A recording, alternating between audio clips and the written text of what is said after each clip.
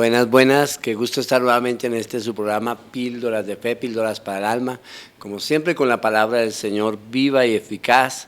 Hoy queremos hablar de amor, de familia, de pareja, de hogar, y queremos tocar esta palabra que el Señor nos regala muy hermosa del Antiguo Testamento, del libro de Oseas, el capítulo 2. Leeremos versículos 16 en adelante. Yo la voy a enamorar, la llevaré al desierto y le hablaré al corazón.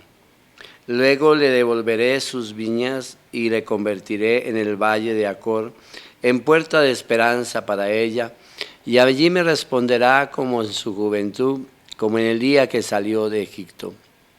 Entonces me llamará marido mío, en vez de llamarme Baal mío, yo el Señor lo afirmo. Quitaré de sus labios los nombres de sus Baales y jamás volverá a mencionarlos. En aquel tiempo haré en favor de Israel una alianza con los animales salvajes, con las aves y las serpientes. Romperé y quitaré de este país el arco, la espada y la guerra, para que mi pueblo descanse tranquilo. Israel, yo te haré mi esposa para siempre, mi esposa legítima, conforme a la ley, porque te amo entrañablemente. Yo te haré mi esposa y te seré fiel, y tú entonces me conocerás como el Señor. Yo el Señor lo afirmo, palabra de Dios. Esta escritura del libro de Oseas habla de un entrañable amor, de un gran amor que Dios siente por su pueblo, que Dios siente por sus hijos, por nosotros. Dios está hablando a través del profeta de Oseas al pueblo de Israel y le está hablando a ese pueblo que un día sacó de la esclavitud de Egipto, a ese pueblo que un día rescató de la tiranía, del maltrato, de la violencia en que vivía, un pueblo que estaba pereciendo, esclavo, que estaba subyugado, un pueblo que sufría, un pueblo que llamaba y clamaba con gritos a la misericordia, al Dios de la misericordia. Y es precisamente la manera en que Oseas describe ese amor del Señor en un propósito. Yo la voy a enamorar, la llevaré al desierto y le hablaré al corazón. Esa primera parte que toca el versículo 16 de este capítulo 2 de Oseas es maravilloso porque habla de ese propósito de Dios. Primero, enamorarnos, seducirnos. Es hermoso ver que el amor de Dios no es un amor implantado, no es un amor sometido, no es un amor obligatorio, es un amor natural, un amor naciente, un amor muy, muy maravilloso, pues porque realmente, como dice Pablo a los romanos, escribiéndole a los romanos, Romanos 5:8 dice, amó tanto Dios al mundo, probó su amor en que amó tanto Dios al mundo que envió a morir a su Hijo cuando éramos enemigos a causa de la rebeldía, de nuestro pecado. Y es precisamente eso de lo que queremos hablar hoy, del amor del amor de Dios a la familia, del amor de Dios a su pueblo, del amor de Dios a hombres y mujeres. Ese amor espontáneo y natural de Dios, porque lo dirá la epístola de San Juan, Dios es amor. Dios es amor y se manifiesta en el amor, con amor y por amor. Y es precisamente aquí donde este versículo 16 muy bellamente el Señor pone en los labios de Oseas, yo la voy a enamorar, la llevaré al desierto. ¿Cómo el Señor lleva precisamente al desierto, o por qué más bien, o cómo sería, pues, porque sería el propósito del Señor de llevar al pueblo al desierto? El pueblo de Israel no entiende ese paso inevitable e importante del desierto. Y nosotros hay momentos en que no entendemos por qué esos desiertos de vida, esos desiertos donde como que todo se ausenta, como que nada sale bien, como que todo se vuelve complicado, ¿no? Porque es precisamente en el desierto, es precisamente allí donde el pueblo de Israel comienza a tener un verdadero encuentro con Dios. Cuando Moisés saca al pueblo de Israel de Egipto, ve delante de él un gran desierto, Y es allí en ese desierto donde comienzan a presentarse todas las problemáticas, donde el pueblo comienza a pelear con Dios. Es allí en el desierto donde el pueblo comienza a levantar nuevos dioses, ¿no? Es allí donde hacen ese becerro de oro y comienzan a adorarlo. Es en el desierto donde el pueblo protesta, donde el pueblo levanta su voz contra Moisés. Es en el pueblo, en el desierto donde el pueblo de Israel se va de bruces en el pecado, en la soberbia, en la rebeldía. Y el desierto es el lugar donde propone Dios un encuentro para enamorarnos. En medio de las luchas, sufrimientos de nuestra vida, en las vicisitudes, dificultades, pruebas, como quieras llamarlo, es donde aparece el rostro misericordioso de Dios. A veces quisiéramos que nuestra experiencia de vida no tuviese nada que ver con el dolor y que nuestra experiencia de fe mucho menos. Y quisiéramos encontrar en la fe como un placebo o como un calmante, ¿no? Y muchos pensamos a veces en la oración como un súper relajante, un estimulante y un analgésico y no sé cuál otro término utilizar para la oración, para no sentir dolor. Y quisiéramos la cura milagrosa de nuestros sufrimientos, de nuestro dolor, sin tener que buscar de Dios y sin tener que buscar en la verdad de nuestra vida, en la realidad de nuestra vida, la respuesta.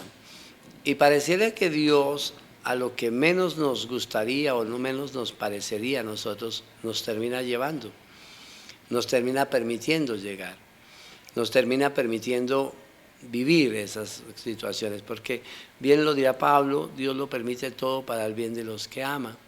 Y ese permitirlo de todo es una permisividad muy buena. Lo que pasa es que nosotros quizá lo vemos de una manera negativa, pero ¿quién no ha tenido una lucha, una prueba, una dificultad, un sufrimiento? ¿Quién no ha tenido desde su experiencia de conversión y sus momentos de conversión bastantes dificultades y problemas en ese mismo proceso de conversión? Pero es precisamente eso lo que lo ayuda a crecer y nos ayuda a crecer. Vamos a unos mensajes comerciales y ya volvemos.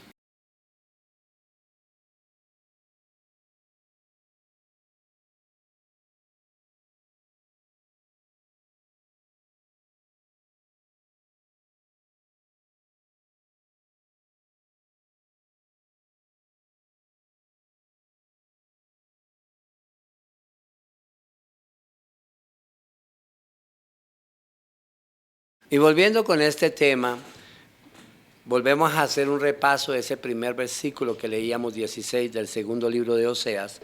Yo la voy a enamorar, la llevaré al desierto y le hablaré al corazón. Quedamos en este tema del desierto y lo que representa el desierto. Para el pueblo de Israel, lo que estaba delante de ellos después de pasar el mar era bastante difícil y complicado, porque quizás era el lugar donde ellos menos esperaban estar o donde pensaban no iban a llegar. Pero lastimosamente para muchos se convirtió en un lugar de caída. La escritura recalca que muchos pasaron el desierto, pero otros tantos no pudieron y quedaron sus cadáveres allí tendidos. Y muchos profetas, muchos apóstoles nos hablan siempre de la dificultad, de la prueba, de la lucha, pero sobre todo de la presencia de Dios en medio de esa situación. Y realmente hay que entender que en los momentos difíciles y precarios de nuestra vida es donde más aparece Dios.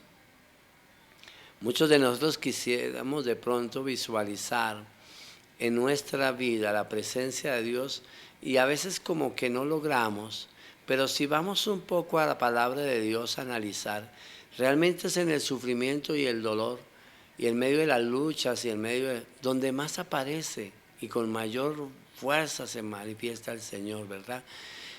Dice la palabra, si el afligido invoca al Señor, Él lo escucha y lo libra de todas angustias, dice el Salmo.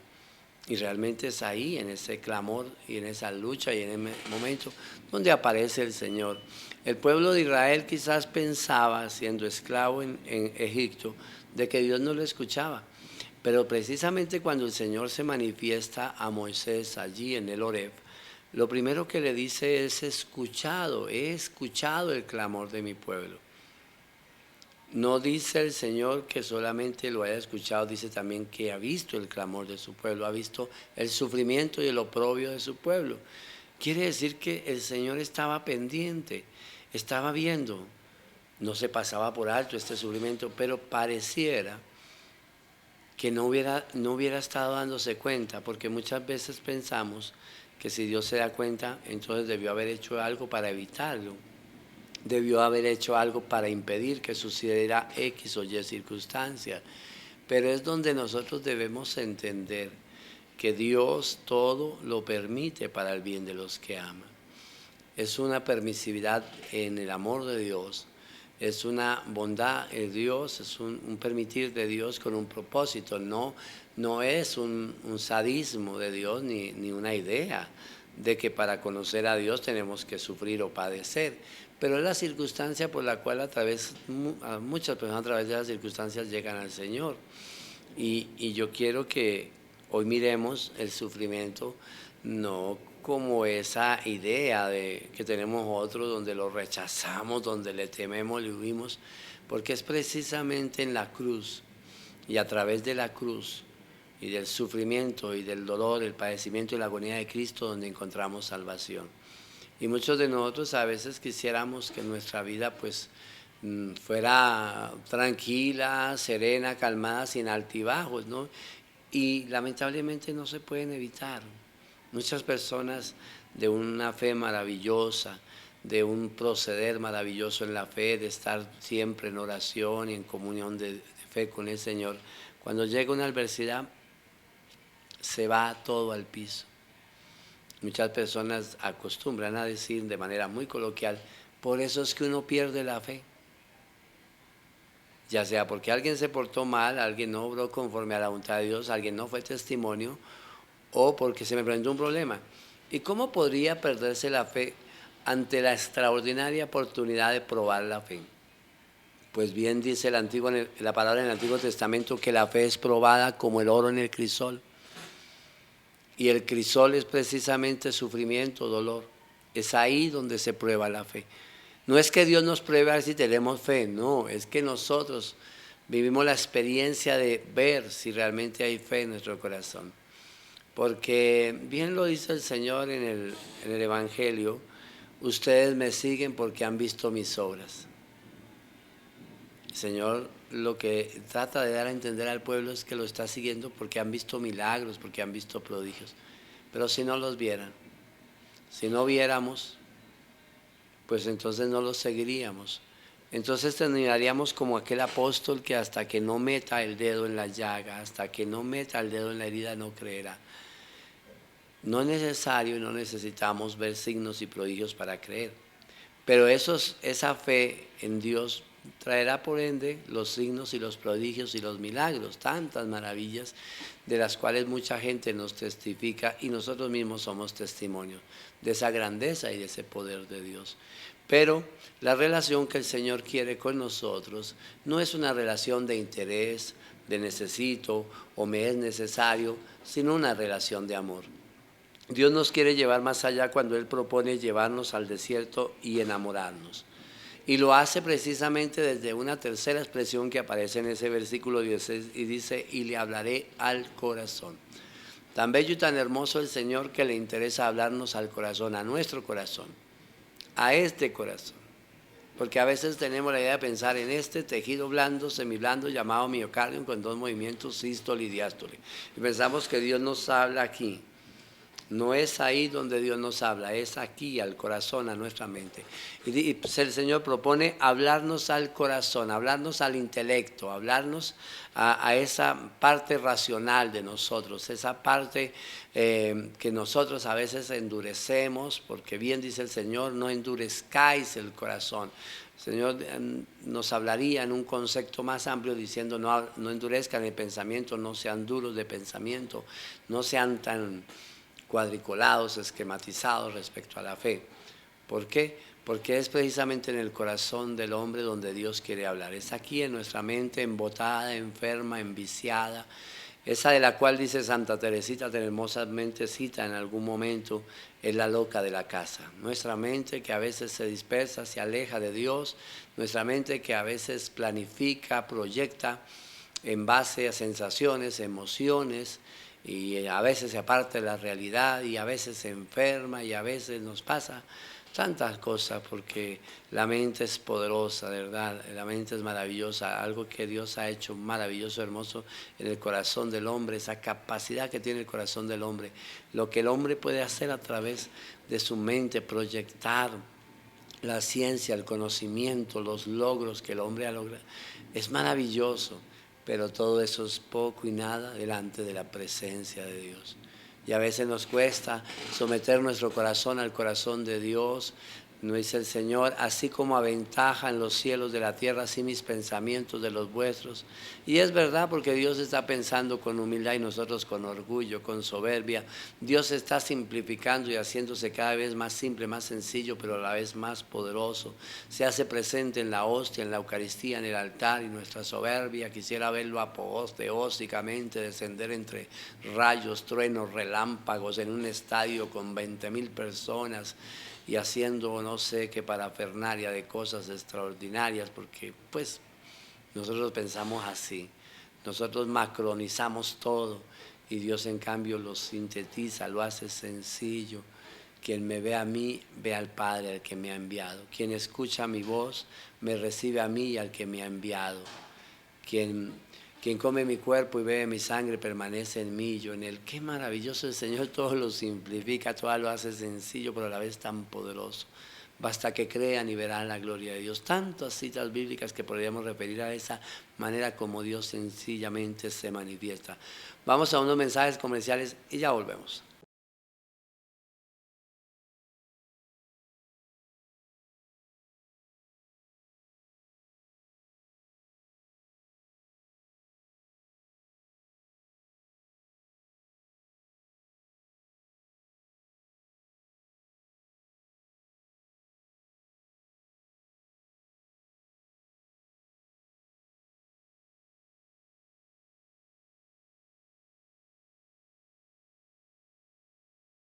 Entonces, nos gustaría terminar este programa quedándonos con esta cita bíblica del libro de Oseas.